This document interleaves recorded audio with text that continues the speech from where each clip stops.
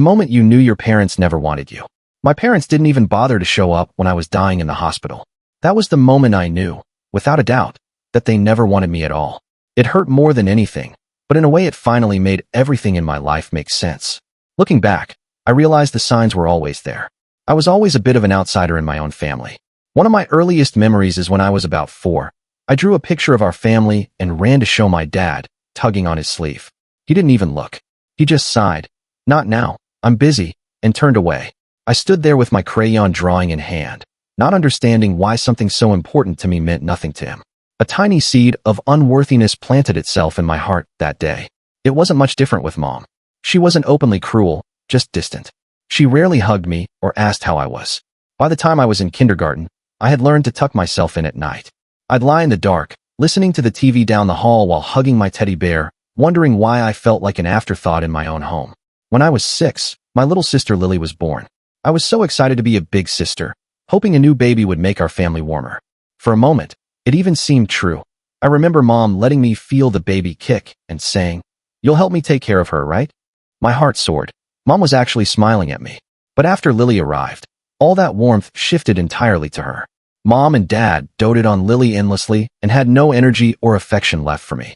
I helped out however I could, fetching diapers, singing lullabies, hoping to earn some of their love. But more often I just watched from the sidelines as my parents cuddled Lily with a tenderness I had never known. As Lily grew into a toddler and I turned 9 or 10, the differences in how we were treated became impossible to ignore. Dad would take Lily to the park or out for ice cream, while I was left at home. If I asked to come along, I'd get a vague excuse or be told, "Not this time." School events were no different.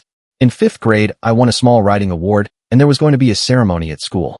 I gave Mom the flyer with all the details, heart pounding with hope that for once, they might show up for me. She glanced at it and said she'd see if she could make it. Of course, they didn't.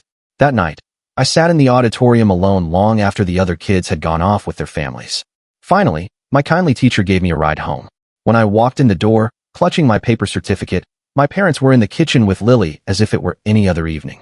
Dad looked up, surprised to see the certificate, and said, "Oh, was that tonight?" Mom sighed. "Sorry, honey, we couldn't get there." "How was it?" Her voice was utterly casual. I just mumbled, "It was fine," and went to my room. I pinned the certificate on my wall and cried myself to sleep beneath it. Birthdays and holidays weren't much better. For my 11th birthday, I woke up to find a single cupcake on the table with a note. Had to take Lily to her playdate. "Happy birthday, we'll celebrate later." Later never came. That night, I lit the little candle on the cupcake by myself, made a wish that maybe someday I would feel truly loved, and blew it out alone. Still, I kept trying. I thought if I could just be good enough, they'd have to notice me. I became an overachiever. I got straight A's, kept my room spotless, did all my chores without being asked, even started cooking dinner for the family by the time I was 12. None of it made a difference. Dad would eat the meals I made without comment, as if it were expected. Mom might say a quick, "Thanks," but she never really looked at me when she said it. Meanwhile, if Lily even sneezed, they would swoop in with concern. If she brought home a B on a test, they'd proudly stick it on the fridge, my straight A report cards quietly piled up in a drawer. I learned not to ask for help or care, even when I was the one sick or hurt. That mindset almost cost me my life. When I was 13, I took a nasty fall off my bike on the way home from school. I scraped my knees and elbows and hurt my wrist badly. It ballooned up and turned purple. I stumbled into the house, cradling my arm, hoping for some help. Mom looked up from her laptop, annoyed by the sight of dirt and blood on me. "Go clean yourself up," she said. "You're okay." I whispered that I thought my wrist might be broken. She dismissed it with, "It's just a sprain. Don't be dramatic." When Dad got home, he echoed her, "Put some ice on it." So I did, alone in my room, biting my lip against the pain. By the next morning my wrist was so swollen I couldn't move it. A teacher noticed and sent me to the nurse, who insisted my mom take me for an x-ray. Turns out, my wrist was fractured. I came home with a cast. Dad looked a little guilty and said, "You should have told us it was that bad." I had told them. They just hadn't listened. Mom just muttered something about me being reckless on my bike. Moments like that, I wondered if I was crazy, if any of this was normal. Deep down I think I knew it wasn't. After the broken wrist incident, I stopped expecting anything from them. I stopped trying to seek comfort or validation because it always ended in disappointment. By the time I was 16, I felt like a quiet tenant in the house rather than a daughter. I went to school, went to my part-time job, did what I was told, and otherwise stayed out of their way. But no matter how numb I tried to make myself, It still hurt seeing the contrast. I'd see Dad laughing with Lily over dinner while I ate in silence, or Mom brushing Lily's hair lovingly while I was expected to handle everything on my own. Part of me kept wondering, why wasn't I enough? What did I do to make them dislike me from the start? That question haunted me, and I was about to get a devastating answer. It was the summer I turned 16. One evening I came home from work and found suitcases in the hall. Lily was practically bouncing with excitement, chattering about a beach resort trip. I frowned in confusion. What trip? That's when I noticed Mom packing a cooler with snacks and Dad fiddling with his camera. My heart sank. Vacation? I asked. We're going to the beach? Mom finally looked at me, expression flat. We are going. You'll stay here, Emma. I stared, thinking I misheard. Stay here? Alone? For how long? A week, maybe, Dad said from the living room, as if it were no big deal. My stomach lurched. Why can't I come? I tried to keep my voice steady, but I could already feel the tears gathering. Mom clicked the lid on the cooler and said tersely, "This trip is for Lily. She's been looking forward to it, and she deserves a nice vacation. We all need a break. You're old enough to manage by yourself for a few days." It's not about being able to manage, I pleaded, my voice beginning to shake. I can help with her. I won't be any trouble, I promise. I'd like to go too. I knew I was begging, but I couldn't help it. It wasn't the beach I cared about. It was being included, being wanted. Dad finally met my eyes, irritation clear on his face. Emma, it's already decided. Money is tight, and honestly, your attitude lately hasn't made you very fun to be around. We could use some time without any teenage sulking. I felt like I'd been slapped. My throat tightened. My attitude? Because I'm quiet? Because I stay out of your way. My voice was rising despite my efforts to control it. Mom slammed the cooler shut. Enough, she snapped. Don't make this into a bigger deal than it is. Most teens would love to have the house to themselves. You'll be fine. Mrs. Jensen next door will check in on you, and we'll call. This is happening. End of discussion. Tears were blurring my vision. They really didn't want me with them. So you're just leaving me behind, I said, barely above a whisper. You're abandoning me. Stop being so dramatic, Mom scolded. We are not abandoning you. We told you why. Don't start with the guilt trip. I let out a bitter laugh, more of a sob. Guilt trip? I'm telling you how I feel. But you don't care, do you? You've never cared. The words flew out before I could stop them, years of hurt fueling them. My mother and father exchanged looks that were equal parts annoyance and exasperation. Neither denied my words. That silence was answer enough. Dad rubbed his temples and spoke in a low, warning tone. Go to your room, Emma. Now, we'll talk about this when we get back. I looked at them, my parents who were so eager to be rid of me, and felt a surge of anger through the heartbreak. Don't worry, I said hoarsely. I won't be here when you get back. It was a vague, teenage threat. I didn't even know what I meant by it. I just wanted to hurt them back, to make them feel something. Dad's eyes narrowed, and Mom started to say, what is that supposed to? But I didn't stick around to listen. I ran upstairs to my room and slammed the door, collapsing onto my bed in tears. Early the next morning, I listened from my bedroom window as my parents and Lily loaded up the car. I heard Lily's excited voice and Mom gently shushing her, saying, let your sister sleep. Then, in a colder tone, Mom added, it's easier if we just go. That line gutted me. They didn't even want to face me when they left. I peeked out and watched them drive away, the car disappearing down the road. They hadn't even said goodbye. The house was dead quiet after they left. I wandered around the empty kitchen and living room, feeling like a ghost. I tried to eat breakfast, but could barely choke anything down past the lump in my throat. I was so hurt and angry I couldn't even cry anymore. I felt just numb. That night, however, my body betrayed me. A sharp pain developed low on my right side and steadily grew worse. By midnight, it was excruciating. I broke out in a sweat and felt nauseous. Every movement was agony. Curling up on the bathroom floor, I realized something was seriously wrong. In a panic, I fumbled for my phone and called my mom. No answer. I tried Dad. No answer. Desperate, I left them both voicemails, my voice shaking. Mom, Dad, please call me. I'm really sick. I think I need a doctor. I texted our family group chat. I'm in serious pain. I might need to go to the ER. Please, I'm scared. Then I waited, each minute an eternity. At last my phone buzzed. A reply. I opened the chat through blurry eyes and saw Dad's response. Did you take some Tylenol? Try that. Don't worry us unless it's really serious. I could only stare in disbelief. I had said it was serious. Couldn't they tell from my messages that I was in distress? Another wave of intense pain ripped through me, making me gag. I didn't have time to be angry or hurt. I needed help now. My hands trembled as I dialed 911. Everything that followed happened in a blur. The pain was so overwhelming I faded in and out. I recall paramedics lifting me onto a gurney, the wail of sirens as we sped through the night, and voices asking me questions I could barely answer.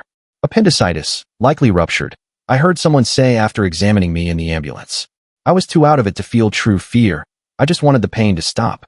At the hospital, doctors confirmed my appendix had burst and infection was spreading inside me. I needed emergency surgery immediately. Amidst the flurry, a nurse asked gently, "Honey, is there a parent or guardian we can call for consent?" "My parents are out of town," I gasped. I couldn't reach them. That was all I managed before a wave of dizziness hit. "It's all right," she assured. "Given the circumstances, the doctors can proceed under emergency consent. We'll keep trying to contact them." Before I was rushed into the operating room, the nurse held my hand. I was shaking, both from pain and from the cold realization that I really was about to go through this alone. "Do you want us to wait for your parents?" she asked. A hysterical little laugh escaped my throat, quickly followed by a sob. "They're not coming," I whispered. My heart felt like it was breaking into pieces right there on the operating table. The nurse's eyes were full of pity. She squeezed my hand. "We're here with you," she said softly. "You're not alone." Those simple words from a stranger, "You're not alone," made me want to bawl. But the anesthesiologist's mask was already over my face. As I went under, tears slid down my cheeks. My last conscious thought was a plea. "Mom, Dad, where are you?" I woke up sometime in the middle of the night in a recovery room. Everything was quiet and dim. There was an IV in my arm and a dull ache in my belly. For a moment, I didn't remember where I was or what had happened. Then it all came flooding back. I was alive. I had survived. I turned my head on the pillow, a desperate hope flaring for just a second that maybe my parents had shown up while I was in surgery. Maybe I'd see my mom asleep in a chair, or my dad pacing the room worriedly. But the chair by my bed was empty. The only person there was the night nurse, Janice, checking my vitals. When she saw me awake, she smiled. "Hey there, sweetie. Surgery went well. How do you feel?" "Hurts, but not as bad," I mumbled. My mouth was so dry. She gave me some ice chips and adjusted my blanket. I worked up the courage to ask, Did my parents call?" Her smile faltered. "We haven't been able to reach them yet." "I'm sorry." Her voice was gentle, but I could hear the disapproval underneath. What kind of parents were unreachable when their child nearly died? I just nodded, looking away so she wouldn't see the tears welling up. She patted my arm kindly. "Try to get some rest. I'll be right outside if you need anything." When I was alone again, I gathered my strength and reached for my phone on the bedside table. There was no missed call from Mom or Dad. No text asking if I was okay. But there was a notification from the family group chat. With a trembling finger, I opened it. It was a photo, a selfie of my mom, Dad, and Lily all on a sunny beach, smiling with ocean waves behind them. My mom's caption read, "Look at this view. We're having a great time. Feel better soon, Emma." I stared at the picture, my brain almost unable to process it. They knew. They knew I was in the hospital. My earlier texts made that clear. And their response was to send a vacation picture? A cheerful caption, like I was just home with a tummy bug while they enjoyed the beach. There was no "we're coming home right now." No, "Oh my God, are you okay?" Not even a simple "love you." Just "feel better soon." Something inside me cracked wide open. I started sobbing, a deep, raw cry that I had never cried before. I think it was the sound of my heart breaking. Because in that moment, I knew. I knew it wasn't that they were oblivious or made a mistake. They knew I was in danger, and they still didn't care. Any illusion I'd clung to was shattered. They never wanted me, and they didn't even care if I lived or died. I tried to muffle my sobs into my pillow, but my body was shaking uncontrollably, which sent pain searing through my abdomen. I must have made some noise because a minute later Nurse Janice hurried in. Without a word, she lowered the rail and carefully sat on the edge of my bed, gathering me into a hug. I buried my face in her shoulder and just wailed. All the years of loneliness and hurt came pouring out. She stroked my hair, whispering soothing words. "It's okay, let it out. I'm here, I'm here."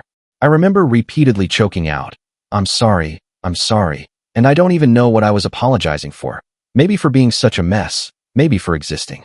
"Shoo, you have nothing to be sorry about," she murmured. I could feel her own tears drip onto my shoulder as she held me.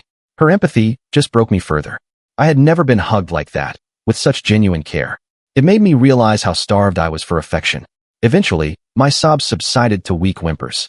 Janice gently pulled back and wiped the hair from my damp face. "None of this is your fault, Emma," she said firmly, looking right into my eyes. "Some parents just don't know how to love the way they should. But that has nothing to do with you. You hear me? You are lovable and wonderful, and you did nothing to deserve this." I couldn't speak, but I nodded. Deep inside, a part of me clung to her words. She stayed with me until I calmed down and the exhaustion finally overtook me. I think I fell asleep, still clutching her hand like a lifeline. The next morning, I woke to daylight and a quieter heart. I hurt, both physically and emotionally, but I also felt a strange sense of resolution. Like things were going to change now, one way or another. True to her promise, a hospital social worker came by after breakfast. Her name was Monica, and she had a warm smile and a gentle voice. She pulled up a chair by my bed and explained that because I was a minor who had been left alone in a medical emergency, they had contacted Child Protective Services. My parents still hadn't shown up or even called the hospital, which was deeply alarming to everyone.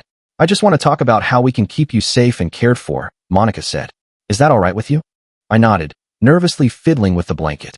And for the second time in 24 hours, I found myself pouring out my life story to a stranger. Only this time it wasn't in hysterical sobs, but in shaky, matter-of-fact words. I told her everything. How I grew up feeling invisible, how my parents favored my sister and neglected me, how they left me behind. I even told her about some of the smaller hurts, the missed events, the birthday cupcake, the broken arm incident. Saying it all aloud made it so clear that what I'd been living wasn't normal at all. I felt almost detached, like I was talking about someone else's life. Monica listened without interrupting, her eyes growing more sorrowful with each detail. When I finished, she took a deep breath and said, "Emma, I'm so sorry you've had to endure all of this. You're incredibly strong for getting through it and for sharing it with me. None of this was okay. You deserved so much better." I bit my lip and looked down, flushing with a mix of relief and embarrassment at her understanding. "So what happens now?" I asked quietly. "Well," Monica said gently, "we won't be sending you back home immediately. CPS is going to open a case to investigate further. In the meantime, we want to make sure you have a safe place to stay. Do you have any relatives, grandparents, aunts, uncles, who you trust and might stay with?" My first thought was my Aunt Jen, my mom's older sister. We weren't extremely close, but she was the only family member who ever seemed to pay attention to me. She lived a few hours away, so I didn't see her often, but when I did, she was always warm. She'd say things like, "You're getting so smart, Emma," or "I'm thinking of kidnapping you for the summer, you poor thing," in a joking way when Mom complained about my attitude. At the time, I thought she was just trying to stick up for me. Maybe she sensed something was off.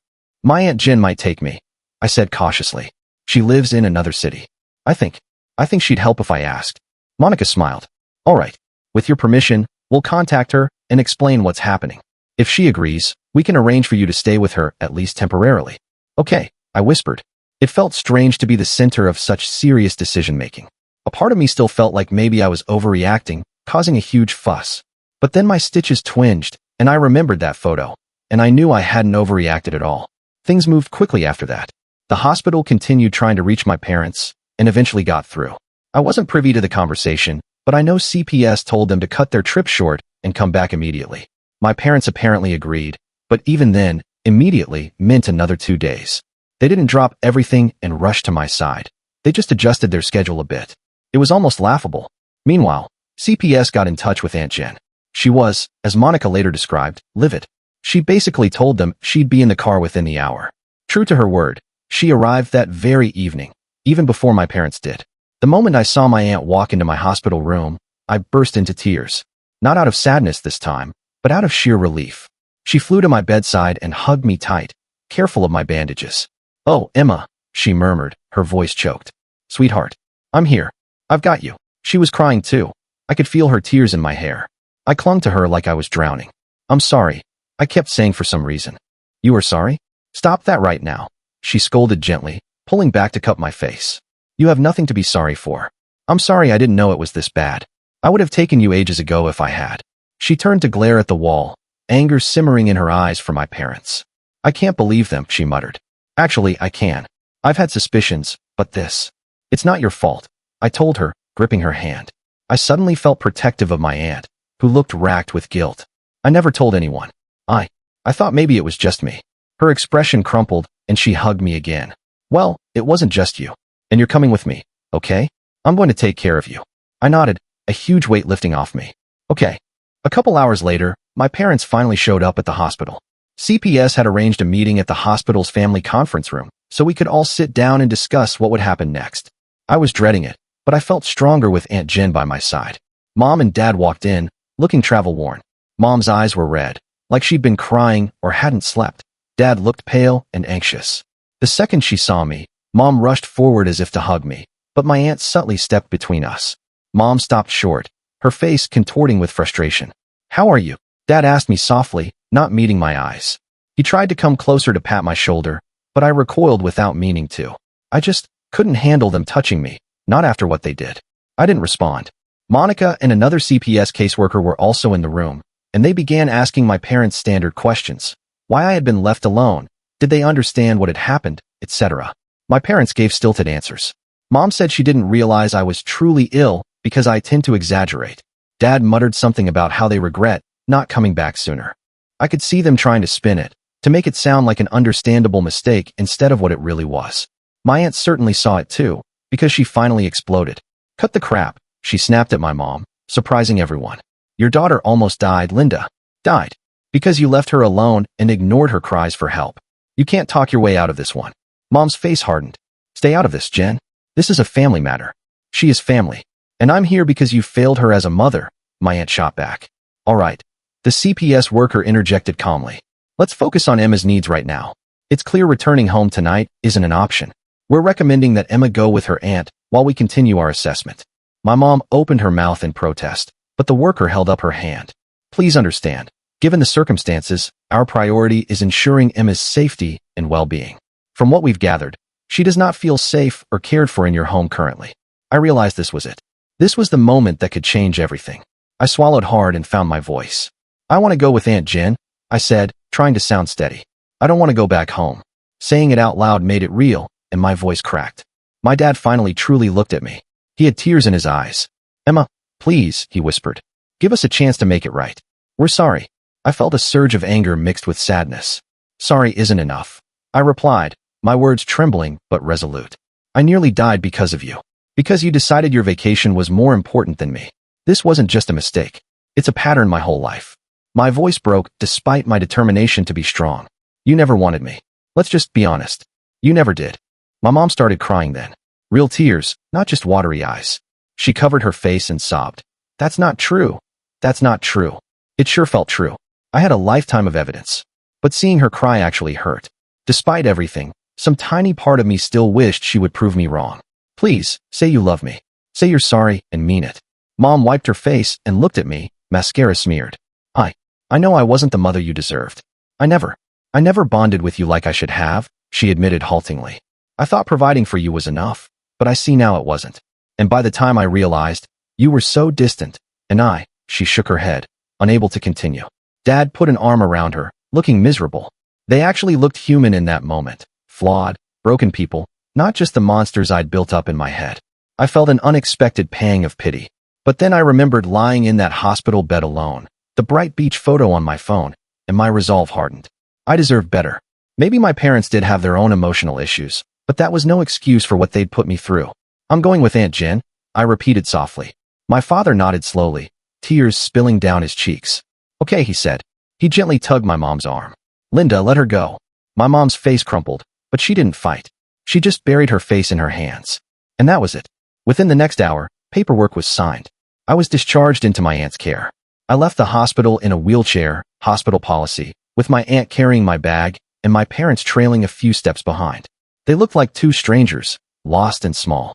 As we reached the hospital entrance, my mom suddenly rushed forward. "Em," she said in a broken voice. I turned to face her. She looked utterly defeated. I know I can't fix this, but I do love you, in my own messed up way. I want you to be happy. If that's with Jen, then..." She couldn't finish, just shook her head. I didn't know how to respond. I just nodded and said, "Goodbye, Mom." My voice was cold, but inside I was swirling with conflicted feelings. I didn't say goodbye to Dad. I think I was afraid I'd cry if I tried.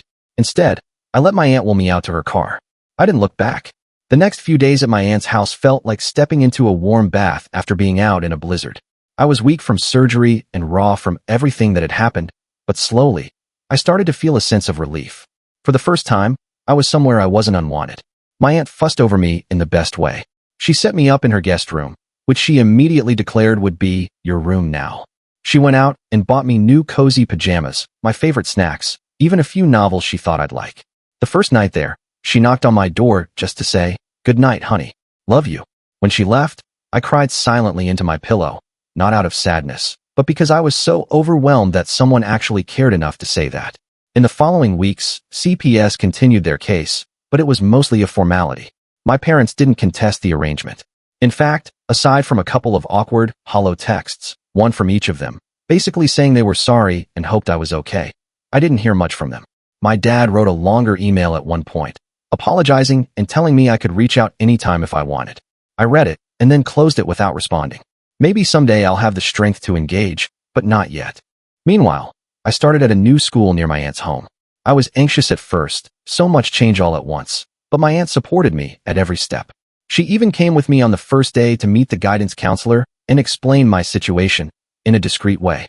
I had to catch up on some schoolwork from missing time during the surgery and aftermath, but with my aunt's help and actual encouragement, I managed. Therapy became a part of my routine too. At first I only went because my aunt gently insisted and I wanted to make her happy. Old habits die hard. But I've grown to appreciate having someone impartial to talk to about everything. I'm learning that the anger and sadness I feel are valid, that I didn't do anything to make my parents the way they are. They had their own issues, and they projected them onto me. It's a slow process, but I feel like I'm healing a little more each day. Living with Aunt Jen has shown me what a loving home actually looks like. Little things still catch me off guard, like her genuinely wanting to hear about my day at dinner, or insisting I text if I'm going to be home late from an outing because she worries. The first time I got sick with a cold at her house, I was almost scared to tell her, old reflex. When I finally did, she tooted over me like I was the most precious thing in the world, making soup, setting up a humidifier in my room, bringing me medicine on a tray. I actually cried when she left the room, because I'd never been cared for like that. I've kept in touch with Lily, too. I was worried my parents might try to prevent us from talking, but they didn't. Lily was confused and upset when I left. She called me crying, scared that it was her fault somehow, or that I didn't want to be her sister anymore. That broke my heart. I reassured her over and over that I loved her to pieces, and that none of it was because of her. I carefully avoided trash-talking our parents to her. I just said I wasn't happy at home, and I needed a change, but that she could always call me if she needed anything. I also told her how amazing Aunt Jen is, and we even made plans for her to come visit during school break. I don't know exactly what my parents have told her about the situation. Something tells me they didn't confess the full truth, but I hope one day, when she's older, she'll understand. As for my parents, well, I wish I could say their faces haunted me and I missed them terribly, but that's not true. I miss the idea of what I wish they had been. Sometimes I grieve that. I lie awake thinking, why couldn't they just love me? What was so different about me that they couldn't? But I know those are fruitless questions. They might not even know the answers themselves.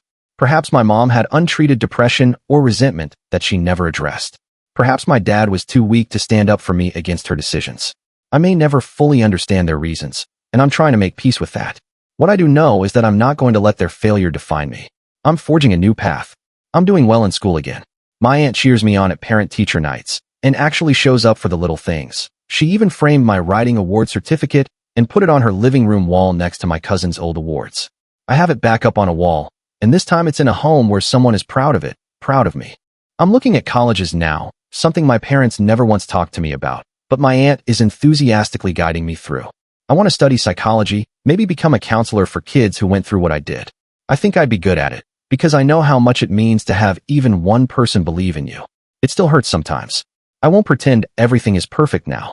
I have days where a random memory will trigger tears, like seeing a mother gently braiding her daughter's hair in the park, or hearing someone say my mom is my best friend.